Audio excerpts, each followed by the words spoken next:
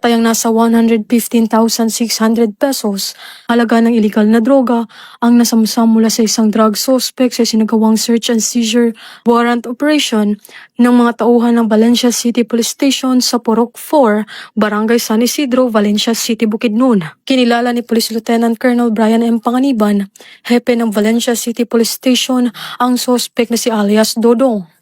39 na taong gulang, may asawa, karpentero at residente ng nasabing lugar. Bandang alas 8 ng gabi nang isinagawa ng mga tauhan ng Valencia CPS ang naturang operasyon katuwang ang Regional Police Drug Enforcement Unit RMFB-10, PDEA Bukidnon City Anti-Drugs Special Unit sa ilalim ng opisina ng City Mayor at Provincial Intelligence Unit ng Bukidnon PPO.